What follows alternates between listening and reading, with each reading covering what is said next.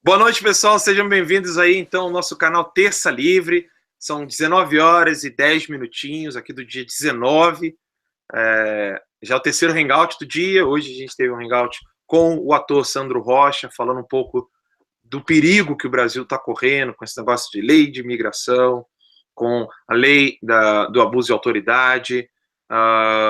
Nós também falamos aí do vídeo de simulação que o Kim Jong-un colocou para as Forças Armadas norte-coreanas, o vídeo que ele divulgou para o mundo, onde a Coreia do Norte estaria lançando seus mísseis para cima dos Estados Unidos da América.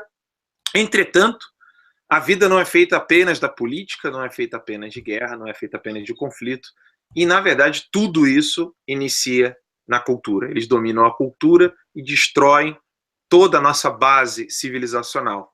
E a música tem um grande papel, na verdade, um papel primordial na formação de uma cultura, ou na destruição desta. E por isso eu estou aqui hoje com o maestro Dante Mantovani. Boa noite, Dante, tudo bom?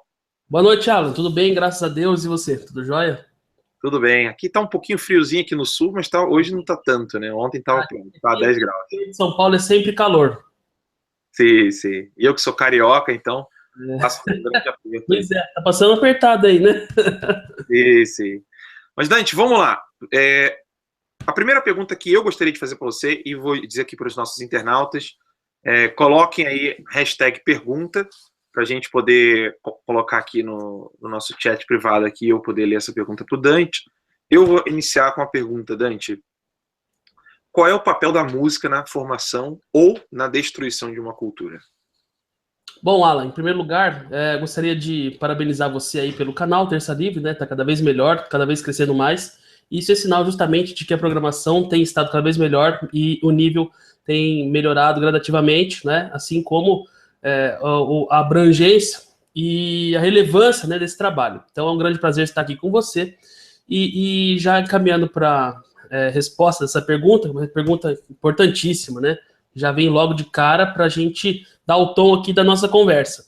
Mas, desde a antiguidade clássica, nas obras de Pitágoras, Platão, Aristóteles, já se sabia que a música era um assunto de extrema importância para não apenas a constituição, né, a constituição de uma sociedade sadia, como também, por conta disso, um assunto estratégico.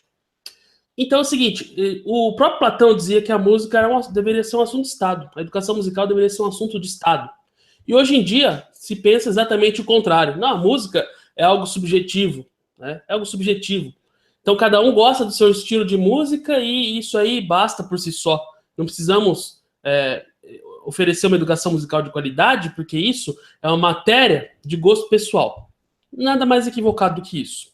Eu estou com os antigos, eles sabiam do que eles estavam falando, eles estudaram esse assunto a fundo, né? Porque é o seguinte, o que os gregos perceberam já desde o início lá da filosofia clássica, é que o pensamento, a cognição e o raciocínio são qualidades que, para serem apropriadas pelo seu usuário, né? Então a pessoa, para aprender a pensar, para aprender a raciocinar, para aprender a tecer uma conclusão lógica, por assim dizer, ela precisa desenvolver uma série de habilidades preliminares. E os gregos perceberam que, dentre essas atividades preliminares, a audição e a prática musical constituíam, digamos assim, um ponto central desta pré-formação intelectual. Tanto que, para o aluno entrar na escola de Aristóteles, né, o famoso liceu, tinha que ter passado por uma escola preparatória de música, certo? Música, poesia e dança, que eram ministrados lá na Grécia Antiga de uma maneira casada, né, juntamente, porque a própria declamação da poesia tem um ritmo, tem uma musicalidade, isso era ensinado de uma maneira mais ou menos conjunta.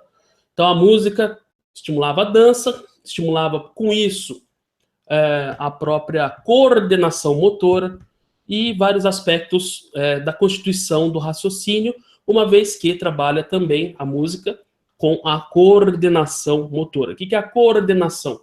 É a ordem, né, estabelecida de uma maneira conjunta. Então, o que acontece? Quando você está estudando, ou praticando música, cantando, declamando uma poesia, tá certo?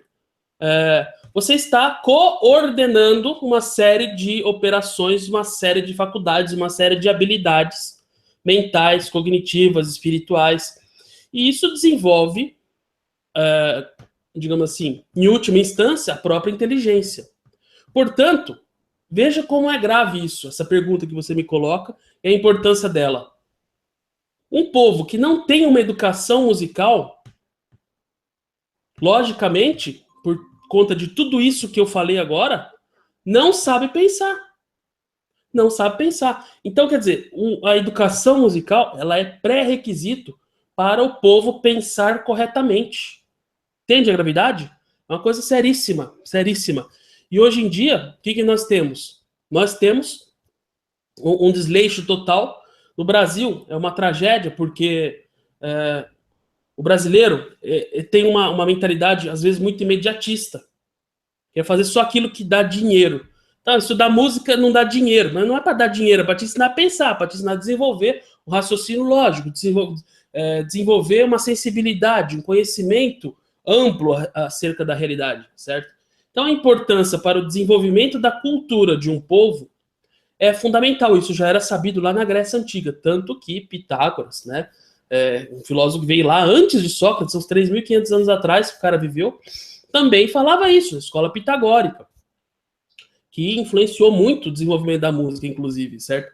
Agora, por que hoje em dia nós temos esse caos, né? Essa lástima que é a ausência de uma educação musical mais, digamos assim, bem elaborada, requintada, bem organizada, porque é interessante para os pequenos grupos, né, plutocráticos que comandam, que dominam o mundo hoje, que as pessoas não saibam pensar, não tenham uma boa formação cultural, porque se tiverem, o que vai acontecer? O domínio deles sobre as massas se torna muito mais dificultoso, tá certo? Não à toa que Nosso Senhor disse, não atireis pérolas aos porcos. Então, quer dizer, é impossível as pessoas apreciarem, né, as obras elevadas do espírito humano se elas não tiverem uma preparação anterior. E a preparação musical, ela é tão importante que ela te permite tomar contato com muitas outras áreas do conhecimento humano, tá certo? Porque justamente ela prepara as bases do entendimento. Não sei se estou sendo claro, porque esse assunto ele é bem complexo, né? Se tiver alguma... Não, para mim está claríssimo. Inclusive, tá claro?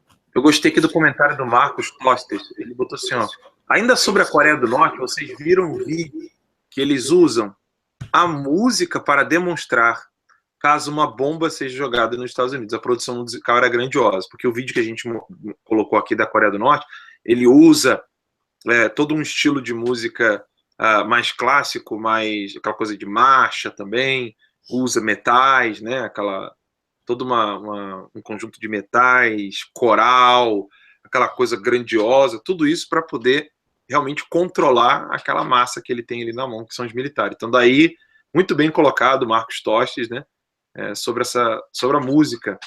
E como que a música, ela mexe tanto com a psicologia humana, como a gente colocou ali, que desde os primórdios, existe aquela parte do exército, né, que fica tocando a música exatamente para estimular os militares a terem mais força para lutar, né, Dante? Sim. A música é uma arte de comando, né? Uma arte de comando. Isso já os gregos sabiam, os romanos também.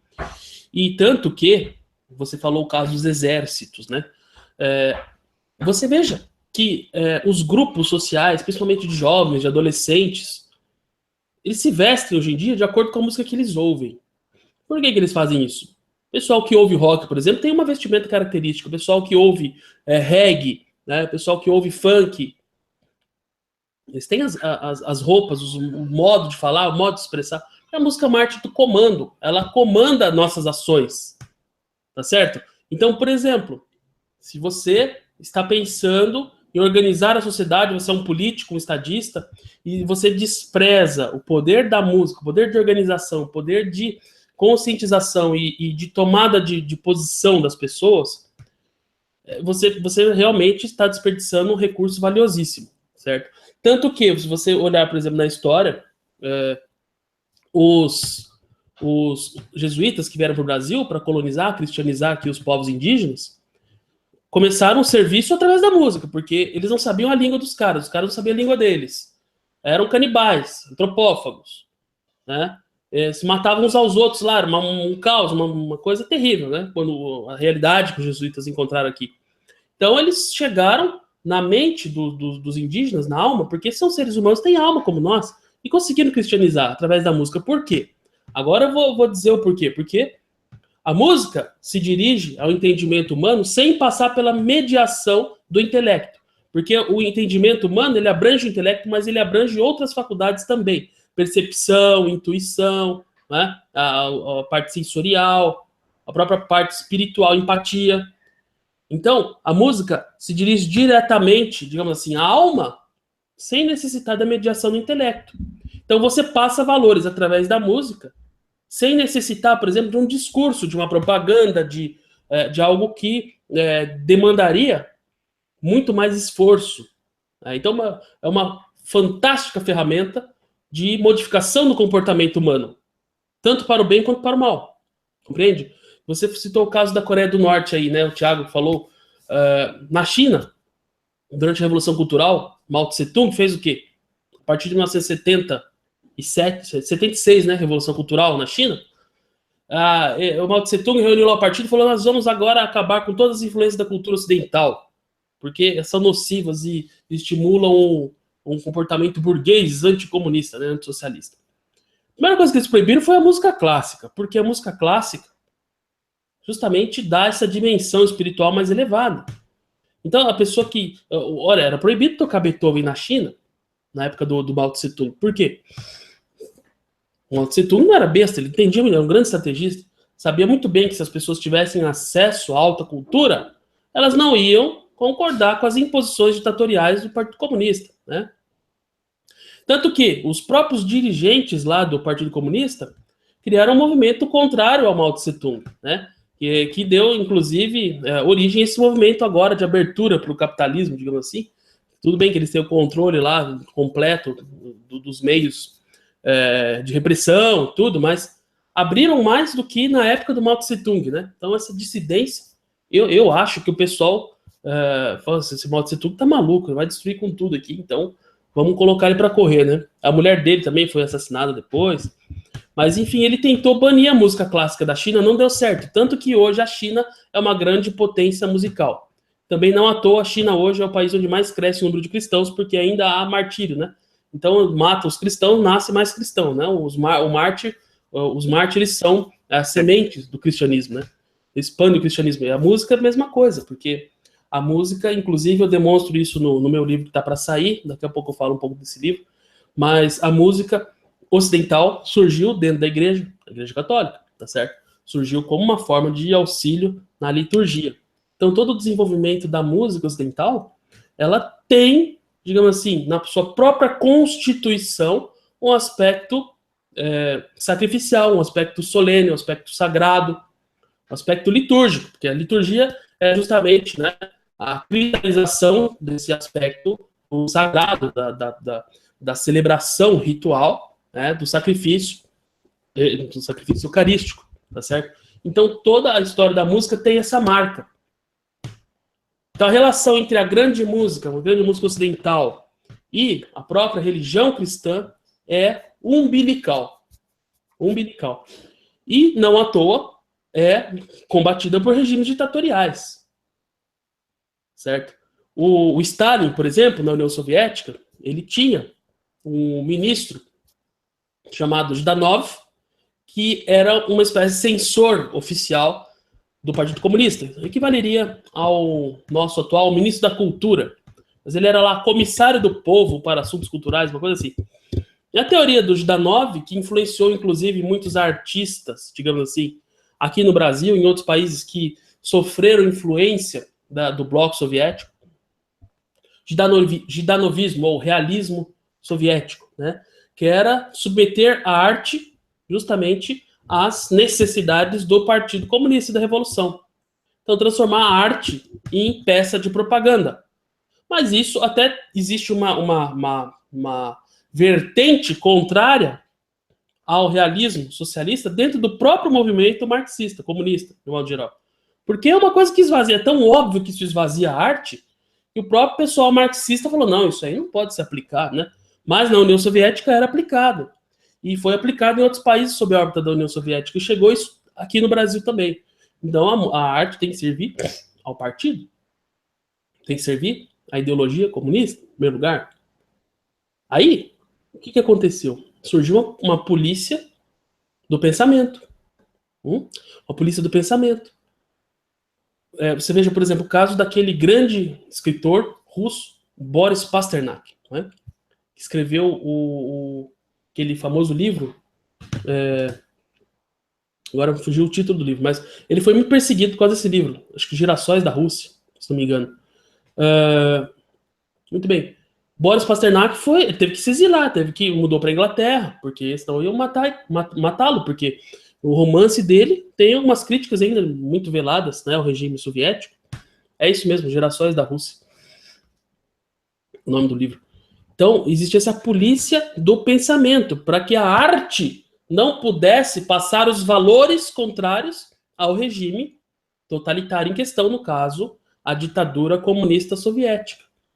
Portanto, complementando a resposta à primeira pergunta, né, a música e a arte têm um papel, eu digo assim, não é apenas importante, como é a ponta de lança, é a vanguarda na configuração de qualquer sociedade. Então, a Coreia do Norte é uma sociedade altamente militarizada.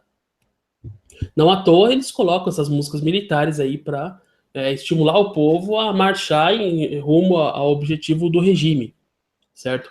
Eu não duvido que lá haja sérias restrições com relação à música ocidental, como na China. Aconteceu na época da Revolução Cultural, certo? Não sei se ficou claro aí. Não, ficou claro sim. E só gostaria de agradecer aqui ao pessoal, como a gente não tem os nossos patrocinadores, nossos comerciais são os nossos patrocinadores. Então, obrigado aí ao David Mello, ao Rodrigo Monteiro, a Rose Jagger, que está lá nos Estados Unidos nos assistindo, e Thiago de Oliveira, pela ajuda aqui no Superchat. Dante, agora fica uma dúvida minha aqui, que certamente pode ser a dúvida dos nossos telespectadores também. Nós sabemos que os comunistas, quando eles já dominaram, quando eles tomaram o poder, no caso da Rússia, eles têm uma melodia e uma harmonia muito bonita, como é o hino da Rússia, né? O hino da União Soviética, que é o partido de Lenin, né? Aquela bosta lá, né? Do partido de Lenin, a voz dos povos lá. E quando tá para fora, ou seja, para os locais onde eles querem destruir, é o tribalismo, né? Aquela coisa do batuque, aquela coisa da bunda se batendo, aquela coisa que mexe com a psique humana, que destrói o alcance das faculdades mais superiores para as faculdades inferiores, irascível, aquela coisa toda. Ou seja, que mexe mais com a paixão, né? E muito menos com o intelecto. Por que eles fazem esse tipo de ação? Você, como maestro, qual é o resultado que eles querem alcançar com isso? É aquela coisa, né? Eu escrevi um artigo há uns 4 anos atrás para um jornal local aqui da minha região, chamado Multiculturalismo nos Olhos dos Outros é Refresco, né? Então, assim, muito bem. O multiculturalismo, ele é bom quando é lá no outro país. Tá entendendo? Então, por exemplo, você veja o caso da Rússia de hoje do Vladimir Putin. Dentro da Rússia, ele tem um discurso contra, por exemplo, o movimento gay. Tá certo? Parece que ele quer ter apoio dos conservadores russos ou dos nacionalistas russos. Aí, ele apoia abertamente movimentos gaysistas fora da Rússia. Porque o movimento gaysista, ele enfraquece a tenacidade do povo. Tá certo?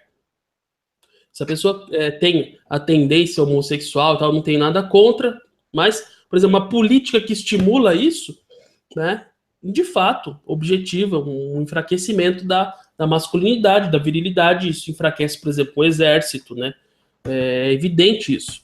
Então, um país que tem digamos assim, estratégia de fortalecimento da sua defesa nacional, do seu exército, do seu aparato bélico, não vai apoiar determinadas causas, mas, por outro lado, vai apoiar o enfraquecimento do seu inimigo. Então, por isso, dentro da própria Rússia, hoje em dia, a Rússia, na verdade, sempre manteve a tradição da música russa, certo? O que eles faziam? Por exemplo, Shostakovich foi um grande compositor, viveu grande parte do século XX, teve que se exilar também da Rússia. Ele começou a fazer muito sucesso no início da carreira dele como compositor de ópera.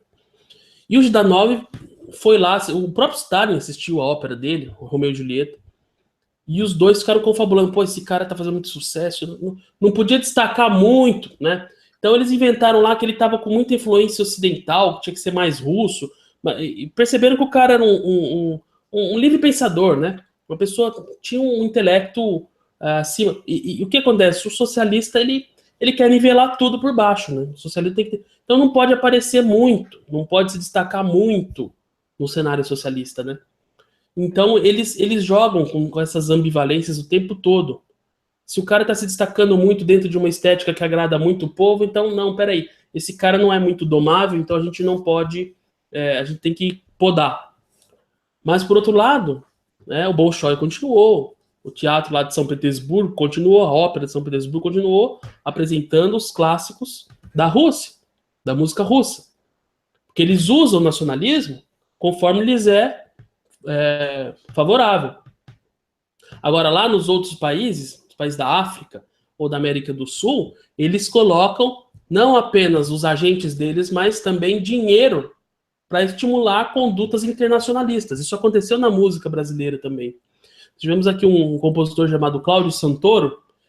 Se você analisar as mutações estéticas da obra dele, você vai ver que cada vez que havia uma resolução, uma mudança de postura geopolítica na União Soviética, ele mudava a estética dele. Então ele passou por uma fase nacionalista, passou por uma fase internacionalista, em que ele adotou o dodecafonismo, que é uma teoria criada por Schoenberg, que é um músico austríaco, que objetivava a revolução musical, eliminando as hierarquias entre as notas, porque durante 400 anos a música foi toda pautada pelo princípio tonal, da tonalidade, que justamente assevera que há uma hierarquia entre as notas, em especial os acordes, todos submetidos à tônica, que é o acorde principal, é a tonalidade na qual começa uma música. Isso foi assim por 400 anos. O Schoenberg veio com essa teoria dodecafônica. Não pode haver hierarquia entre as notas, tá entendendo? Pode haver hierarquia, os sons têm que ser todos iguais. Tem que haver revolução até entre as notas. Exatamente. Então, por exemplo, aí o Cláudio Santoro, em determinado momento, veio a ordem lá de cima, né? Lá da União Soviética. Inclusive, ele estudou na União Soviética em 1953. Veio a ordem lá e ele começou a virar dodecafônico. Aí, isso quando? Isso, na verdade, ele virou dodecafônico em 1964. Tá? Então, olha só, olha que interessante. Em 1964, antes ele era nacionalista, certo? Antes ele era nacionalista. Depois ele virou universalista, digamos assim, adotando essa teoria dodecafônica. Em 1964, nós tivemos o contragolpe aqui no Brasil.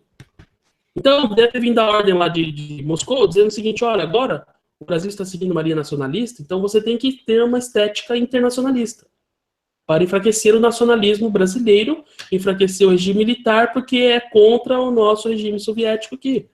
Tá certo? Agora, lá na União Soviética, os caras estimulavam o nacionalismo, como hoje ainda o Putin estimula o nacionalismo. Certo? Então, essas posturas... Daí que... desculpa interromper, mas só vou pegar uma coisinha rápida nesse ponto aí. Daí que a gente pode concluir que a morte da música caipira mesmo, a música popular de cada região do país, a música sulista, a música do interior do Goiás, norte de São Paulo, a própria literatura de cordel e a música do norte do país, ou seja, nós temos uma diversidade cultural sadia no Brasil e ela foi atacada com uma musicalidade única, né, que a gente pode colocar tudo no mesmo balaio, que é o sertanojo, né? Sertanejo universitário, o funk, tudo isso para poder já tirar a nossa identidade nacional e caricaturar aquilo que é nosso, né? No caso da música sertaneja, e destruir literalmente a nossa cultura e a cabeça do jovem, né? Com funk e outras coisas. Exatamente. O que você observa com isso? Que existe uma tendência à uniformização musical, à padronização, à standardização, certo? Que tem a ver, inclusive, com certos processos industriais. Por certos processos industriais que objetivam o lucro, mas também um controle sobre as massas. Porque você veja, falei antes que a música determina o comportamento humano, certo? Então, você tem uma música mais standardizada, mais simplificada, mais uma faixa de frequência menor, né? Então, por exemplo, uma música mais achatada, nessa faixa de frequência aqui, essas outras faixas você perde, né? Digamos, a sua imaginação não chega aqui, você fica aqui. Ou seja, os graves e agudos, né? Não, assim, digamos assim, é como você pegar, por exemplo, um romance de Paulo Coelho, né? Paulo Coelho, que tem aquela coisinha ali, né? Padronizada. Entendeu? Se ele escrever uma obra muito complexa, não vai vender muito, certo? Não é como, por exemplo, Thomas Mann. Thomas Mann é um excelente romancista, mas ele é complexo, né? Não é qualquer um que entende. Então, aquela coisa standardizada tem esse objetivo de chegar em uma quantidade de pessoas e cumpre também um objetivo secundário, contingente, que é limitar a percepção das pessoas. Você está entendendo? É uma coisa que é diabólica, assim. Eu não sei te dizer exatamente se os donos das indústrias fonográficas, dos estúdios, fazem isso de caso pensado. Agora, o que eu posso te dizer é que existe um estudo que já foi até citado aqui no chat, ó, The Marxist Minstrels, de um autor norte-americano. Eu não lembro o nome dele agora, daqui a pouco eu vejo, eu tenho esse livro aqui também. Mas ele mostra que já desde a década de 1920 houve uma infiltração de agentes de influência soviéticos em Hollywood, na indústria fonográfica. E eles estavam lá, porque assim, o movimento socialista, o movimento comunista e todo movimento que se pretende por totalitário, o totalitarismo é isso, é o controle total de todos os meios de criação de mentalidade, certo? Para você dominar um povo, você precisa dominar a mente das pessoas. Como que se domina a mente? Muitas vezes é através da própria música. Tá entendendo? Então, isso passa despercebido. Para mim é tão evidente, e para outras pessoas, mas passa despercebido da massa. Você é aquilo que você ouve, você não é aquilo que você come. Você pode comer churrasco, né? E ser uma pessoa totalmente diferente, enfim. Agora, se você ouve funk, você ouve sertanejo, você ouve pagode, você ouve axé, né? Você não vai ser um Shakespeare. Você não vai ser um Michelangelo. É impossível, né? Porque você vai estar operando uma outra frequência. Então a música influencia o comportamento. Isso é muito evidente. Então a indústria que é chata, que padroniza tudo, tá certo? Ela cumpre esses dois objetivos. Ela aumenta o seu lucro, diminui o gasto, porque pega qualquer porcaria lá no esgoto, transforma num grande sucesso nacional, né? Fazendo esse processo de achatamento, de industrialização, empacotamento, e cumpre esse objetivo secundário. Nós sabemos que lá atrás houve a infiltração soviética para destruir a música ocidental. Já começou lá nos Estados Unidos e Hollywood em 1920. Se você pegar as gravadoras brasileiras de um certo período para cá, houve uma concentração também monopolística, cada vez mais. Havia uma quantidade tremenda de gravadoras até a década de 60 e 70 no Brasil. Depois da década de 70, 80, principalmente 90, foi diminuindo cada vez mais. Então, a concentração monopolística dos meios de produção, né, é algo que favorece uma sociedade planificada, uma sociedade igualitária, digamos assim, né, cada vez mais igualitária. E quando ela é igualitária, somem as diferenças. Se somem as diferenças, somem as qualidades. Se somem as qualidades, somem os valores. Então nós vivemos uma sociedade sem valores por conta disso, por causa desse achatamento. Agora, isso é uma consequência do capitalismo? Não, porque o capitalismo pressupõe que haja concorrência. A definição clássica de capitalismo é isso, né? Uma sociedade capitalista tem que ter concorrência, tem que ter livre iniciativa. Não pode haver concentração, mas nós sabemos que, por outro lado, a consequência negativa do capitalismo é essa concentração. E, coincidentemente, todo regime socialista faz a mesma coisa, concentração de poder político e econômico, concentração nas mãos de poucos grupos, não é isso?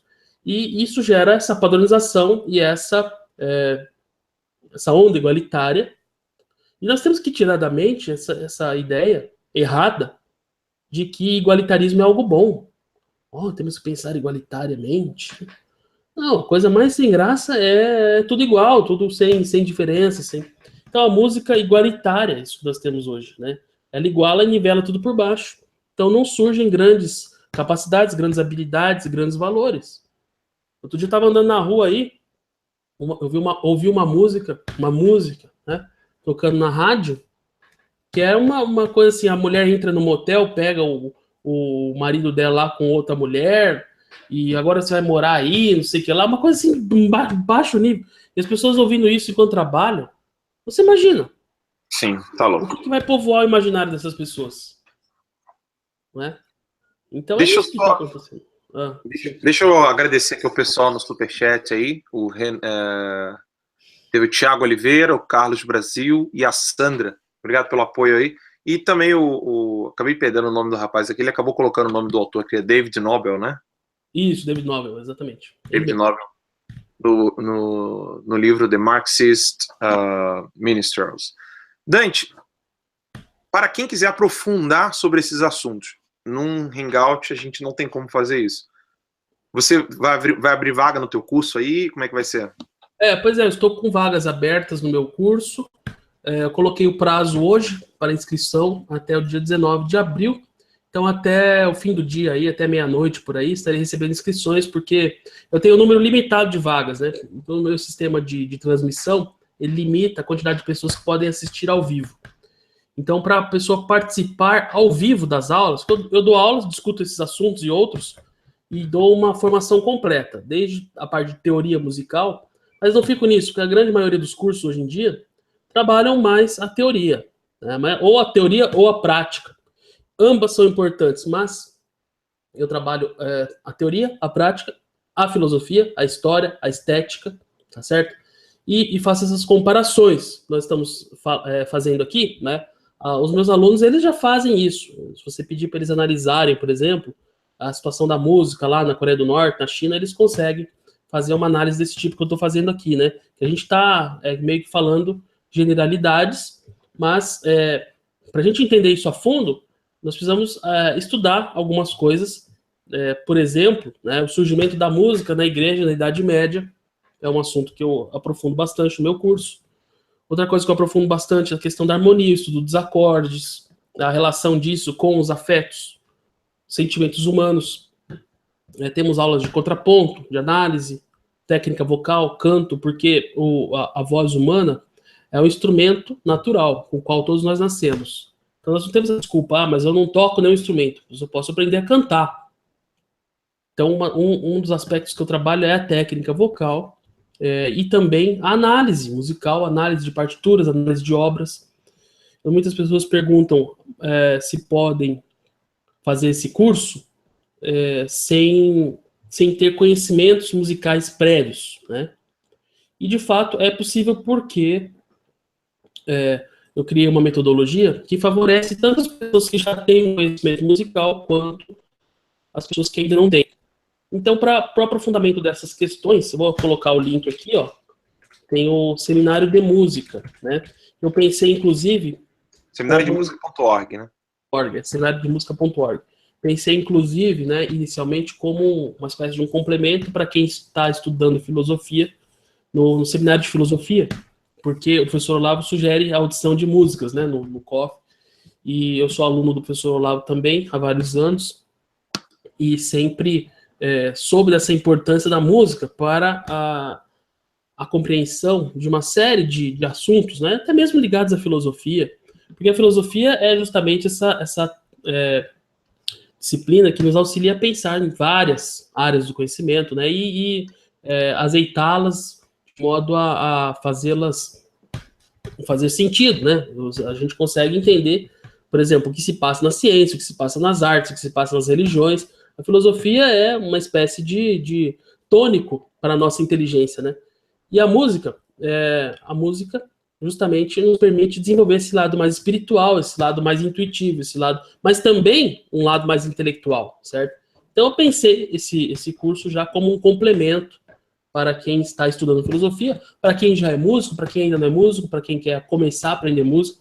Outra grande referência, eu vi que alguém citou aí o livro do Palisca, né? Um livro muito bom. Eu já li esse livro. Sim, era a próxima pergunta que eu ia colocar aqui, do Gabriel Lima. Gabriel Lima. Você recomenda o livro de História da Música, do Palisca? O Palisca é muito bom, muito bom. É dessa grossura, assim, o livro. Não é barato, não é barato.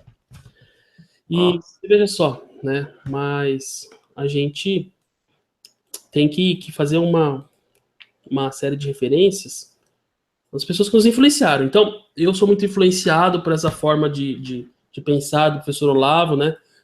Trabalhar esses assuntos de uma maneira intimamente relacionada. Então, eu não vejo a música como uma disciplina separada de outras, né? Eu vejo, pelo contrário, uma disciplina que é complementar a muitas outras. Essa separação das disciplinas destruiu a cabeça hoje, né? Tanto que eu falei no início aqui da nossa conversa, que na Grécia a música era ensinada junto com a poesia, com a declamação e com a dança, né?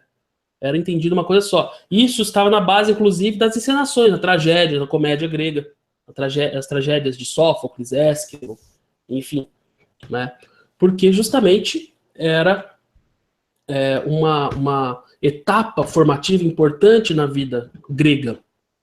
E a Grécia, não à toa, nos deu grandes contribuições até hoje, nós fazemos usufruto delas. Né? Política, democracia, filosofia, a própria música também, ciência musical, conhecimento sobre a música, surgiu na Grécia. Foi preservado por Roma e na antiguidade, na Idade Média, os doutores da igreja, os monges, como Boécio, Agostinho, São Tomás e outros, pegaram a música e estudaram a fundo aquilo e desenvolveram isso que nós temos hoje, que é essa maravilhosa catedral, né, que é a nossa música ocidental, chama uma catedral gótica, assim, né, cheia de partes magníficas, né, etapas e capítulos preciosos nessa grande história da música. E, inclusive, Alan, eu vou dizer aqui em primeira mão que em breve já vai sair o meu livro também sobre a história da música. Não é um livro de história da música como o do Palisca, que o Palisca ele é mais informativo, o meu é mais reflexivo. Então eu faço reflexões desse tipo, tá certo? Relacionando toda a história da música com certos princípios filosóficos, em especial procurando demonstrar como que o surgimento da música ocidental se deve justamente à igreja ter organizado, né, certas técnicas, certos instrumentos, certas, digamos assim, escalas que já eram usadas desde a antiguidade para uma finalidade litúrgica. Então, essa aplicação litúrgica de certas técnicas musicais deu origem à música ocidental. Essa é a sua especialidade. Tanto que o título do livro é Ensaios sobre a Música Universal, do canto gregoriano a Beethoven. E eu chamo a música universal essa música ocidental que tem essa grandiosidade toda, porque é justamente derivada desse princípio da aplicação das formas litúrgicas, né, dentro da música. Isso desenvolveu todo o nosso edifício, que eu chamo de música universal. O Otto Maria Carpo também usa essa terminologia, então não é uma invenção minha. O Otto Maria Carpo também usa música universal para designar aquilo que começa lá na igreja, com o canto gregoriano, que vai até o século XX. Aí eu discordo um pouco do Carpo em relação ao século XX, porque ele viveu, ele estava ali naquele século, ele não viu certas coisas que hoje nós vemos. Principalmente o avanço do gramscismo no Brasil, né? Porque o Otto Maria Carpo, como vocês sabem, ele é austríaco, nasceu na Áustria, veio para o Brasil, tinha uma bagagem, uma cultura musical fantástica, e ele defendia certas coisas do século XX que tinham muito a ver com a estética revolucionária, mas eu acho que porque não deu tempo dele ver os desdobramentos daquilo, né? Mas enfim, isso aí não entra o meu livro vai até Beethoven, porque é o volume 1. Tá? Volume 1 Não coube tudo, ficou com mais de 300 páginas, mas vai sair o volume 2. O volume 2 é de Beethoven para frente. Aí trata de Tchaikovsky, de Wagner, Shostakovich, que eu falei antes, né? Século XX, século XXI, né? Tem aqui já o link, inclusive, para quem quiser o livro. Eu vou colocar o link aqui Coloquei o link aqui, ó. Tá lá no Kikante. Eu vou colocar depois na descrição dos comentários. Beleza. Então, nesse livro eu discuto também bastante isso. E o curso online de música, que está com as inscrições abertas até hoje à meia-noite, para quem quiser aprofundar esses assuntos e muitos outros. Agora, e tem o curso também do Terça Livre, não podemos esquecer. Sim, tem Terça Livre curso também. O Terça Livre, que eu também estou dando um curso no Terça Livre, um curso de introdução à música, que também fala um pouco dessas questões que a gente abordou aqui. Agora, Dante, a pergunta que eu gostaria de fazer é o seguinte: se você tivesse hoje que escolher entre ser um político, senador, deputado, entrar para a política para poder transformar o Brasil, ou ter patrocínio para poder criar várias orquestras pelo Brasil e divulgar a alta cultura, qual dos dois você escolheria? A segunda opção, sem dúvida, é muito mais interessante e me interessa muito mais, é o que eu gostaria de ter e de fazer. Porque o efeito de longo prazo é muito maior, Alan, muito maior, entendeu? Um povo que tem uma educação musical bem elaborada, né, bem trabalhada, enfim, esse povo se desenvolve de uma maneira muito mais completa, certo? Do ponto de vista até mesmo civilizacional, do que se um político, um senador, um deputado, um governador fizer uma outra coisa, né? Tanto que você veja o caso de um país como a Venezuela, né? A Venezuela, nós sabemos que a situação desse país hoje é lastimável, né? O socialismo avançou lá e a sociedade está realmente aos frangalhos. Os únicos trabalhadores venezuelanos que continuam bem, né, que estão bem, que estão no mundo inteiro fazendo sucesso, são os músicos. Porque na década de 70 foi implementado um sistema lá de orquestras, né? Então, tem orquestras venezuelanas tocando no mundo inteiro. E são boas, né? O Chaves, quando ele entrou lá, o que ele fez? Tentou se apropriar disso. Tentou se apropriar disso em benefício do regime, né? Acabou enfraquecendo o projeto, mas tem músicos excelentes. No ano passado, quando eu estive na Espanha, num congresso de música, mesmo conheci um músico venezuelano que ele está dirigindo orquestra no mundo inteiro. E é um cara de bom nível de conhecimento, uma grande capacidade musical, enfim, por causa desse projeto, que é um projeto chamado dele Sistema. Então, tem muita gente que acha que isso é coisa do Chávez, mas não é, começou muito antes, né? Outros lugares, por exemplo, nos Estados Unidos. Nos Estados Unidos tem muitas orquestras, certo? Tem muitas orquestras, tem muito apoio para arte, para música. O pessoal aqui no Brasil pensa, os Estados Unidos, o americano só pensa em dinheiro. Não, o americano não pensa em dinheiro. Quem pensa só em dinheiro é brasileiro, porque americano, ele pensa em apoiar a arte, apoiar as iniciativas. Eu estive num teatro em Cincinnati Music Hall, uma das maiores casas de música dos Estados Unidos, totalmente construído com doações da comunidade. Você consegue conceber uma coisa dessa no Brasil? Um teatro ser construído com doações? Tudo bem, pode até ser que aqui no Brasil tenha algum teatro que tenha sido construído com doação de um ou dois ricaços, mas comunidade vai lá, doa, constrói, enfim. Então tem muito apoio. A orquestra, eu costumo dizer, é um organismo de ensino vivo. As pessoas vão lá, tomam contato com as grandes obras do espírito humano. Então o valor formativo disso vale por 1000 escolas, 1000 universidades. Essa que é a verdade. Tá entendendo? E os países que não investem nisso acabam ficando na rabeira, infelizmente. O Brasil tem muito poucas orquestras, tem muito poucas iniciativas nesse setor. Tem muita coisa agora com música popular, né? Antes era folclórica, agora é funk, agora é sertanejo universitário que tá recebendo dinheiro do Ministério da Cultura, né, cara? Que é uma aberração isso. O Ministério da Cultura não tem que dar dinheiro para essas coisas. A Luan Santana, que ganha 4 milhões do Mink, ele não precisa, é um desvio de dinheiro que poderia ir para uma orquestra, por exemplo. Tem orquestras no Brasil que estão às portas da falência. A Orquestra Sinfônica Brasileira. A do maestro Marco Aurélio, das Meninas Cantoras de Petrópolis, faliu.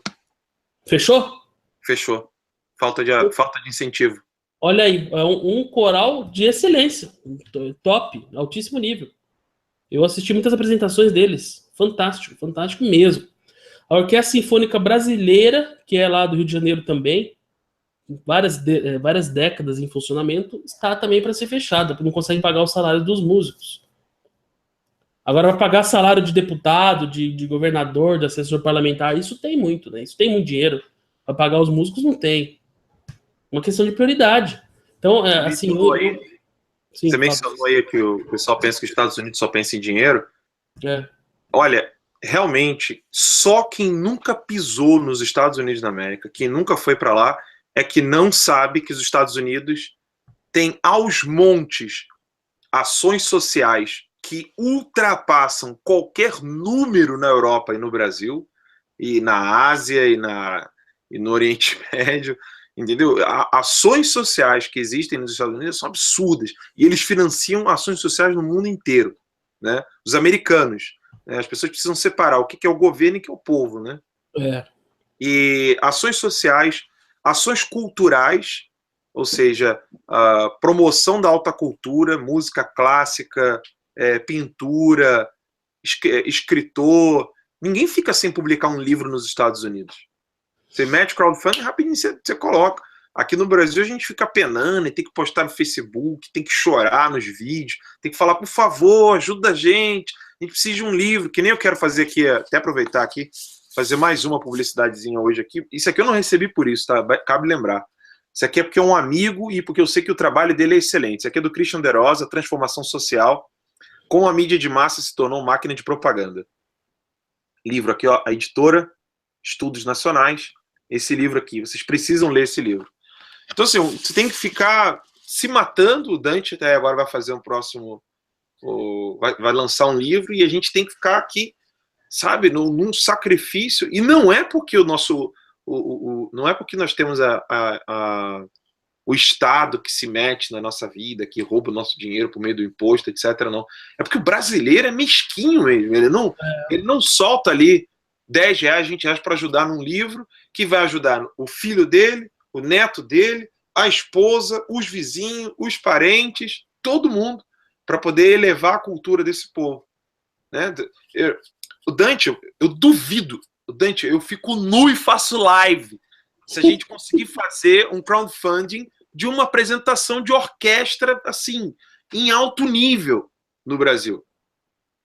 Pois é. Faço desafio que o pessoal, eu faço live nu, cara, no meio da rua. Se a gente conseguir fazer um crowdfunding que bote um negócio decente, sabe? Não vai. Agora, se for para poder conseguir um caminhão para um protesto de uma micareta contra alguma pauta que o pessoal não quer aí rapidinho consegue o caminhão, consegue tudo. Mas viu, Alan, esse assunto é importantíssimo. Eu graças a Deus, né, eu tive uma boa formação cultural em casa. Claro que não foi completo, tive que procurar outros professores, tudo, mas eu comecei a aprender música em casa, com meu pai, desde muito criancinha, desde muito novo. Desde os 2, 3 anos de idade, eu já me colocava para ouvir os grandes mestres da música, Mozart, Beethoven, Bach, Handel, Rachmaninoff, Tchaikovsky, enfim. Fui criando essa teia de referências. Também ele me falava sobre grandes autores, grandes poetas, grandes escritores. Eu tive a sorte de que meu pai foi seminarista, né? Ele estudou no seminário jesuíta em Nova Friburgo, no Rio de Janeiro. Mas, obviamente, ele viu que não era a vocação dele, saiu de lá, casou-se, enfim. Mas teve aquela formação sólida, né? Humanística, que os jesuítas se destacam entre as ordens religiosas pela alta qualidade de seus educandários, né? Então, tive contato com a língua latina, com a língua grega, com a música clássica. Isso faz toda a diferença na formação de uma criança, porque já desde cedo você começa a ter parâmetros, né? E eu sinto assim, que como eu tive essa oportunidade, depois eu fiz cursos, estudei na universidade, fiz curso exterior, na área de música, enfim. Tive muitas chances na vida, graças a Deus, né? Não tantas quanto eu gostaria, mas eu tive. Então eu sinto que é meu dever expandir isso, quer dizer, difundir esses conhecimentos para um maior número de pessoas possível. Porque isso eu considero mais importante do que ações políticas pontuais. Claro que é importante a política, né, é lógico, mas Se as pessoas não têm cultura, nós nunca teremos políticos de qualidade. Vai ficar sempre essa porcaria que está aí. Se a gente não levar o nível cultural do Brasil, tá certo? E principalmente dessas novas gerações, da juventude, da criançada, a gente vai estar sempre refém desse tipo de mesquinharia que você mostrou aí do brasileiro, que se reflete na política, porque o povo brasileiro tá mesquinho, então a política vai ser mesquinha, é só isso, é só roubar, é só pegar dinheiro do BNDES, mandar para Cuba, para Angola, para ditaduras, né, que não acrescentam nada à humanidade. Isso é falta de quê? Isso é falta de parâmetro. A pessoa que tem uma boa formação cultural, pô, eu não vou roubar o dinheiro aqui do povo, né, para mandar lá para Venezuela, porque Venezuela é uma porcaria de um regime que não acrescenta nada à humanidade. Tem que ter parâmetro, tem que ter a capacidade cultural de fazer uma análise, né, comparativa entre as culturas, entre as civilizações, e ver o que é melhor para o meu país. Então, um político sem formação cultural também é um zero à esquerda. Outro dia me falavam do Tiririca, né? Eu falava, o Tiririca é o seguinte, o Tiririca, ele é o zero, ele é o ponto zero, né? Ele é um cara que ele não tá fazendo mal, não tá fazendo bem, ele é zero. Agora você vê um Aloysio Nunes. O Aloysio Nunes é um cara que tá menos 500 milhões, porque com essa lei da imigração que ele propôs lá, e aquele bando de ignorante, que é tudo ignorante, aqueles senadores, aprovou lá sem nenhuma resistência. Uma coisa que chama muita atenção. Quer dizer, é falta de quê? De QI, de inteligência, Eles não pensam nas consequências dos atos deles. Não pensam que pode entrar terrorista armado, que o povo brasileiro vai perder o pouco que tem já de liberdade para agir, a segurança vai piorar. Tudo vai piorar e os caras não conseguem pensar, não conseguem raciocinar. Foi bom você ter mencionado isso, porque às vezes o pessoal... Eu lembro muito bem, olha, esse dia para mim foi assim, um dia que marcou a minha vida. Eu estava entrevistando o Dr. Peter Pry sobre as bombas de pulso eletromagnético. E aí a gente estava conversando em alguma altura do Hangout, ele falando, e aí eu perguntei para o Dr. Peter Pry, um ex-agente da CIA, né? Foi a oportunidade única que eu tive de entrevistá-lo, eu perguntei como detectar um agente da KGB, ou seja, um agente comunista. Aí ele falou assim, é muito fácil, o problema é que eles quase não existem hoje, eles são pouquíssimos, um número muito pequeno. E aí o Dr. Peter Pry fala o seguinte, o resto é tudo burro. É burro. Por isso auxilia tremendamente, né? Exatamente, que às vezes o pessoal pensa que alguns políticos são comunistas, treinados, estudados e etc. Que nada, é só gente burra mesmo. É burra, incompetente. O estrago que a burrice faz é uma coisa tenebrosa. Porque eu faço parte de alguns grupos pró-vida e tem alguns desses grupos que preferem agir assim, ligando para deputado, para senador e tal, para impedir legislações que favoreçam o aborto. Então, você vê assim, tem muito deputado, muito senador que recebe uma ligação dessas pessoas e, nossa, mas eu não sabia que isso era a lei Cavalo de Troia lá, por exemplo, né? Implantar o aborto via SUS e tal. A mulher disse que foi estuprada, pode abortar então. Não sabia que era uma coisa tão grave assim, vou votar contra. Eles não sabem, não têm preparo, não têm inteligência. Por quê? Porque não tiveram um preparo auditivo, não tiveram uma educação musical. Né? Mas você está sendo radical dizer que o pessoal é burro, quem não tem educação musical fica burro. Né? Pode até ser que não fique, né? Mas assim, se você tiver uma boa educação musical desde criancinha, eu acredito que seja quase impossível que você fique burro depois de adulto. Né? Burro, que eu falo assim, é incapaz de perceber certas sutilezas. Porque através da audição, como é que a gente aprende a falar? A gente aprende a falar a partir da audição. Nós vamos ouvindo, quando crianças, ouvimos os adultos falarem, vamos imitando, tá certo? E com isso nós adquirimos a capacidade de falar. Com o entendimento é a mesma coisa. Você tem que perceber certas sutilezas, que muitas vezes são faladas, tem a sua sonoridade. Tudo que a gente lê em alguma língua. Alô, caiu aí? Alô? Não, tô aqui. Tá, beleza. Muito bem. Todo texto que você lê, você vê um parlamentar falando, você está ouvindo um som de uma língua. Você lê um texto, você imagina aquele som. Então, tudo depende da sonoridade, sutileza, da percepção humana, passa pelo aspecto auditivo. Porque o som, a audição, é o sentido que nós temos, que ele é o mais etéreo, menos material. Então, por sua própria constituição, por sua própria natureza, é mais próxima do entendimento humano, porque o entendimento é abstrativo. Nós sabemos, por exemplo, né, que uma cor é diferente da outra. Por quê?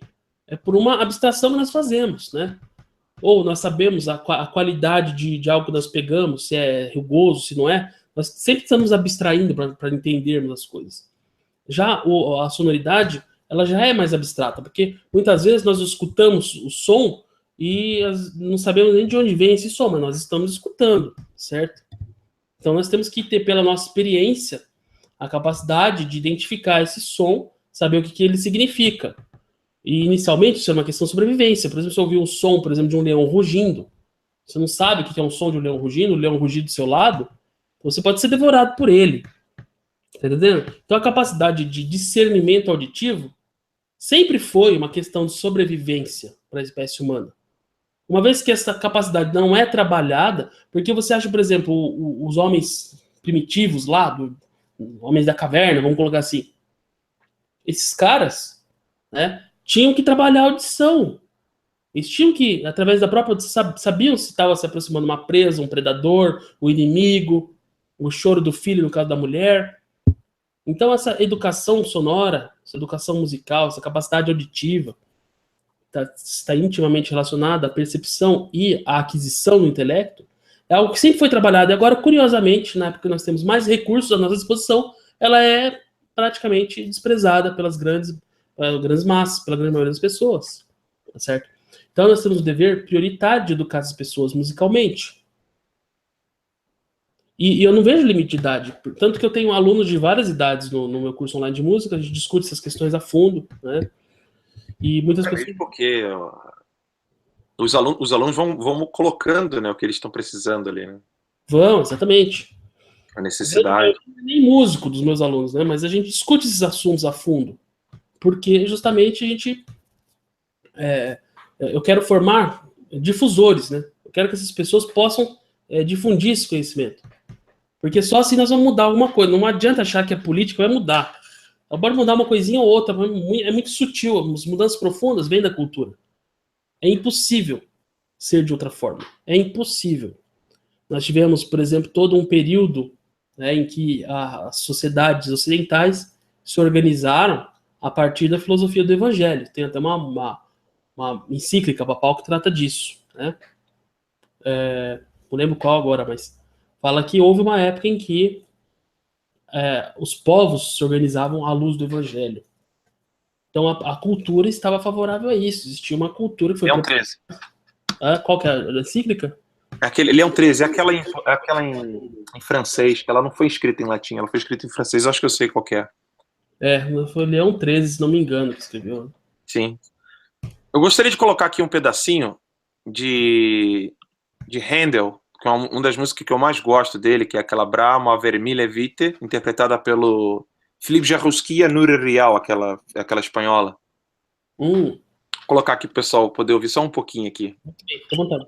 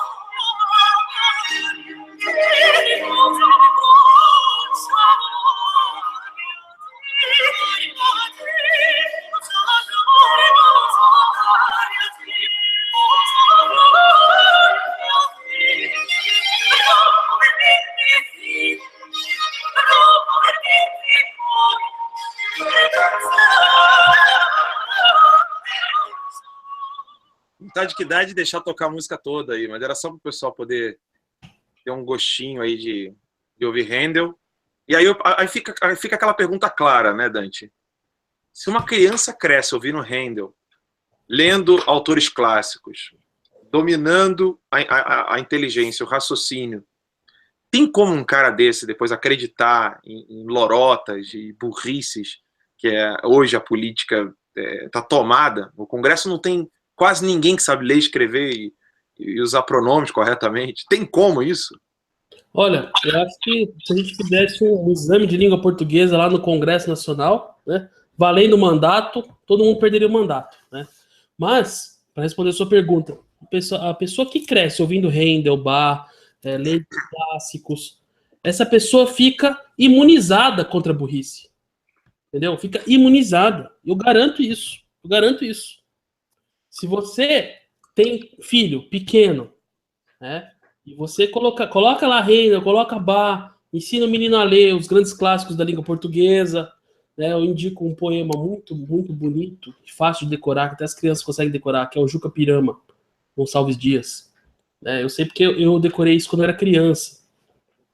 E lá na frente, o seu filho, pode ter certeza, seu filho, sua filha, não vai usar droga, não vai virar esquerdista, não vai virar feminista, não vai ficar de mimimi, não vai ficar com frescurinha, tá? Porque ele não vai fazer parte dessas porcarias. Por quê? Porque ele tem parâmetro, ele sabe o que é bom, ele sabe o que é belo, ele sabe o que é verdadeiro. Ó, vou dizer um caso que aconteceu comigo. Quando eu estava na faculdade, eu fiz curso de música na faculdade, né, na Universidade Estadual, e tinha vários movimentos lá dentro, socialista, anarquista, enfim. E um amigo meu, ele era meu amigo antes de entrar na faculdade. Depois que entrou na faculdade, ele começou a participar de um movimento lá, vinculado ao PSOL, né? Estava nascendo o PSOL na época. Ele falou, vamos numa reunião lá do partido PSOL, muito bom, né? Partido Socialista, muito legal e tal, não sei o que lá. Eu falei, tá, legal, vamos lá, vou lá. Era um sábado da tarde, né? Nós vamos falar lá negócio de operário, de fábrica, não sei o que lá, papapá. Tá bom, eu vou. Aí, rapaz, deu sábado da tarde, eu saí de casa. Eu tava até com um panfleto, assim, pra ir na reunião. Eu bati o olho naquele panfleto vermelho, assim. Eu falei, puta, esse vermelho horroroso, coisa horrorosa isso aqui. Eu não vou, não. Fui fazer outra coisa. Né? Sabe, deu um negócio assim, falei, coisa feia, eu não vou. Eu não fui, entendeu? Me deu um negócio... Só uma questão estética, né? Uma questão estética. Falei, pô, tudo vermelho esse negócio aqui. Sabe? Foi uma coisa assim que me disse pra não ir, baseado que era uma coisa que ia me fazer perder tempo, porque não tinha uma sutileza, não tinha beleza. Se não tem beleza, não tem bem, não tem verdade. Né? Então eu fiquei vacinado. Eu nunca entrei em Partido Socialista por causa disso, porque eu fiquei vacinado. E não foi uma vacina política, veja só. Uma vacina cultural, é alta cultura, digamos assim. Quem tem uma formação cultural, literária, musical, uma espiritualidade profunda e uma consciência política clara, olha, isso sim é contra a revolução. Tenham muitos filhos, né? Povoem o mundo e façam de seus filhos almas que sejam próximas de Nosso Senhor, próximas de Deus. Tenham uma consciência clara com relação à moral, com relação ao comportamento humano, à hierarquia, para acabar com esse negócio de igualitarismo, etc. Alta cultura com música, literatura, e aos poucos a gente consegue implodir a revolução. A contra-revolução só pode ser feita dessa maneira, embora a gente possa conseguir uma vitória aqui e acolá, né? A vitória da guerra e não das batalhas, elas só podem ser feitas dessa maneira, né? Uma guerra por almas, né? E como é que a gente conquista a alma? Nós temos que cultivar a alma. A alma precisa de alimento. Não é só o corpo. Às vezes, os políticos das últimas décadas, eles dão muita ênfase na alimentação do corpo, né? Não pode ter fome, não pode ter miséria. A pessoa pode estar passando fome, não tem arroz, não tem feijão para comer, mas ele tem uma alma saudável. Pode pensar. Não estou dizendo que ele tem que passar fome, não, mas tem mendigos aí que têm almas fantásticas, né? Almas muito mais elevadas do que Sim. do que a alma mais honesta do mundo, do Brasil, que é o Lula. Então nós temos que dar alimento para a alma das pessoas. Alimentar a alma das pessoas. E como que nós alimentamos a alma das pessoas? É música, literatura, teatro, certo? Programa de TV, infelizmente, também, né? Porque a TV é onipresente. Mas imagina se tivessem bons programas de TV. Então, isso aí é que alimenta a alma das pessoas. E é da alma que surge a vontade, a resolução e a tomada de decisões. Se você não tem um bom alimento espiritual, na hora de decidir, você vai tomar a decisão pior possível, inclusive para você mesmo. Né? Então é uma questão assim de segurança. Uma questão sabe, de vida mesmo, de como você vai encaminhar a sua vida para um bom caminho, para um bom sentido, né? Se você não tem uma cultura geral, uma formação humana completa, né? Completa é impossível, mas que seja boa, de qualidade, de relevância. Então você sempre, na hora de tomar decisões, pode tomar decisões erradas. Que nem eu, por exemplo, se eu não tivesse tido essa formação cultural boa na minha infância, e meu pai nem estava preocupado com socialismo, comunismo, nada disso. Na faculdade ali eu podia ter entrado num grupo socialista, porque esses grupos eles apelam também para um sentimento de carência, né? Não, vem aqui, você vai fazer parte do nosso grupo, né? Aí você faz parte do nosso grupo aqui, e aí nós vamos te mostrar os grandes segredos fantásticos do socialismo. O socialismo é uma maravilha, né? Você não cai nessas ciladas, se você tiver uma boa base familiar, uma série de referências, tá certo? Você lê um livro, sei lá, importante sobre como era a vida lá na Rússia, na União Soviética. Dostoiévski, por exemplo. Dostoiévski é um autor que sempre li. Por quê? Porque meu pai tinha, e eu tenho aqui até hoje, a coleção completa de Dostoiévski. E você lê até os livros mais simples, os contos, as novelas de Dostoiévski, você vê que ele tem uma repulsa ao socialismo, digamos assim, mas que é uma repulsa também espiritual. Tipo, isso é uma coisa que leva as almas para o buraco. A obra de Dostoiévski diz isso de uma maneira muito eloquente e indireta. Você não vai ver o personagem do Dostoiévski, o socialismo é uma merda. Não tem isso escrito lá, né? Mas ele mostra um sujeito que, desavisado, ele é seduzido por um movimento e esse movimento vai trabalhando na alma dessa pessoa coisas muito negativas. Eu sugiro, por exemplo, a leitura de um romance chamado Os Demônios. Eu não sei se há uma edição mais nova, mas eu tenho uma edição aqui em 3 volumes. Não sei se você tem em um volume aí, a minha editora Civilização Brasileira. Olha, Civilização Brasileira, editora esquerdista, hein? É em 3 volumes. Na verdade, eu não organizei ainda a minha biblioteca, eu nem sei onde está o Dostoiévski aqui. Você vê, Alan, que os esquerdistas não desprezam a cultura, né? Nunca desprezaram, né? Você vê só. Então, olha o tamanho da luta que a gente tem pela frente aí, porque os caras não desprezam a cultura. Hoje em dia já desprezam também, né? Hoje em dia já tá tão eles têm flancos, né, de combate, né? Exatamente. Mas, enfim, nessa obra Os Demônios, só para finalizar meu raciocínio, né? Os Demônios mostra justamente como as pessoas caem nessas ciladas espirituais, essas ciladas, nessas organizações revolucionárias, que elas já são organizadas por pessoas que têm almas atormentadas e pegam pessoas inseguras, pessoas mal colocadas na sociedade, né? Pessoas que não têm uma boa base familiar, pessoas que foram abandonadas, enfim, solitárias, e transformam e vão trabalhando, vão jogando um fermento negativo, um fermento do mal ali, e as almas vão ficando cada vez piores, e isso vai gerando socialismo, comunismo, anarquismo, nazismo, enfim, todas essas ideologias revolucionárias de alta cultura, e a música é um antídoto para isso.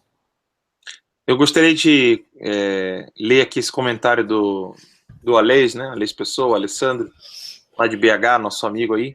Sim. Ele falou assim: Alan, comenta aí novamente sobre a história de um conhecido seu que nos anos 40, 50 ou 60, não sei, discutiu filosofia na praça do Rio de Janeiro.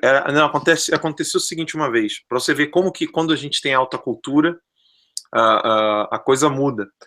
Eu encontrei com um senhorzinho de idade uma vez, ele não era meu amigo, eu encontrei com ele na Missa Tridentina lá na Antiga Sé, no Rio de Janeiro, que é celebrado pelos padres lá da administração apostólica de Campos. E na saída da missa, um senhorzinho, eu perguntei para ele assim, como é que era então essa coisa do domingo, de ir na missa, ele falava, olha, quando eu era criança, bem sozinho mesmo, sabe? Ele falou assim, o mundo de hoje é um pouco assustador, porque quando eu era criança, papai me levava na missa e a mamãe já sabia que depois da missa ela ia para casa fazer a comida e eu ia para a praça junto com o papai, porque o papai o pai dele era um senhor não letrado, né? Ou seja, provavelmente um analfabeto funcional, não como os comunistas, mas como uma pessoa que realmente não teve oportunidade. E ele ficava escutando os debates que tinham nas pracinhas ali, sentadas, as pessoas sentadas jogando baralho e conversando, só que isso era na década de 30, 40 no máximo, não, acho que 30. E aí ele falou que constantemente o debate mais caloroso era sobre a existência da alma imortal, em Aristóteles, Tomás. Que comparação, né? Comparação com os dias de hoje. Isso numa praça, Dante, numa praça, cara. Né? Quem foi eliminado do BBB? Pois é, tu viu que a menina recebeu o prêmio em Manaus, acho que é Manaus. Recebeu o prêmio a garota do BBB lá. Honra ao mérito. Ah, é? Recebeu o prêmio na Câmara de Vereadores lá, ou Assembleia Legislativa, não sei direito. Recebeu o prêmio lá, honra ao mérito, porque ela participou do BBB. Honra ao mérito de ter ajudado a destruir a inteligência nacional, né? A inteligência das pessoas, enfim. Só se presta. Esse é o mérito dela. Né? E você Bem, vê, pessoal, por exemplo, o Jean Willis. Jean Willis é um deputado federal hoje. Olha o que ele está fazendo lá. O cara é um semi-analfabeto. E era professor universitário. Como que permitiram um sujeito daquele como professor universitário? Né? Pois ainda vai para a Rede Globo e representa a encarnação dos antivalores. Então, de fato, né, a sociedade brasileira está muito doente. Assim, provas e evidências disso são diárias. Né? Nós somos bombardeados com provas disso. É cada vez pior o nível cultural desse país. A prioridade é resgatar a cultura. Não temos outra prioridade. Nós temos que resgatar. Isso é uma coisa que o professor Olavo sempre fala também, né? Temos que reconstruir a cultura nacional. E eu sempre tive um grande apreço pela alta cultura, né? Até por causa dessa minha formação familiar, porque o meu pai gostava muito da música clássica, gostava muito de literatura, embora ele não fosse um professor, nada disso. Meu pai era empresário, mas ele gostava dessas coisas, graças a Deus. E então eu sempre gostei muito disso. Depois, quando eu vi que o professor lá falou, temos que resgatar e construir cultura nacional, né? Eu falei, pô, é isso que eu quero fazer, sempre quis. Sempre quis. Porque assim, eu fiquei muito triste uma época da minha vida, porque eu percebia, quanto mais eu estudava, mais as pessoas ficavam ignorantes, né? O nível só decaía. Inclusive, quando eu dava aula na universidade, eu fiquei chateado, porque eu fiz uma pesquisa de mestrado sobre Michel de Montaigne, que é um autor, um filósofo e uma grande mente do século XVI. E eu queria apresentar os resultados da minha pesquisa nas aulas da universidade, mas não podia, porque eu tinha que ensinar coisas elementares, coisas básicas. Sim. Então eu percebi que o ensino universitário é uma ficção, porque você está fazendo o quê? Um ensino técnico. A universidade hoje é um ensino técnico, na melhor das hipóteses, quando não ensino ginasial. Tá certo? Quando não ensino ginasial. Coisas que se ensinavam antigamente no ginásio, agora a faculdade ensina. A universidade surgiu para ser um centro de discussão de ideias elevadas, de alta cultura. Qual universidade brasileira que faz isso hoje? Você conhece alguma, Alan? Nenhuma. Eu não conheço. É só coisa técnica e sempre dentro daquela faixa de frequência reduzida. Então eu parei, eu saí, eu pedi a conta. Saí, né? Não ganhava mal, não. Eu pedi a conta, saí fora, porque eu ia para a sala dos professores, a conversa dos caras era futebol, novela e sacanagem. Eu não queria discutir essas coisas. Eu queria discutir essas coisas no boteco, né? Pensei assim, pô, então alguma coisa está errada na educação desse país. Por outro lado, eu vejo que há um grande campo em aberto para nós trabalharmos a educação do povo, né?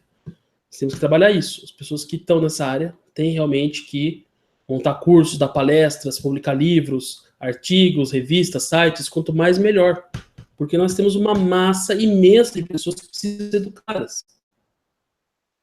Como nós vamos chegar nessas pessoas? Isso nós temos que discutir. Isso nós temos que ter como centro das nossas preocupações. Você concorda? Sim. Vou colocar aqui o link para o pessoal. Tá aqui, vou deixar essa imagem aqui. Que eu coloquei aqui, né? A matrícula. Vai até que horas a matrícula, Dante?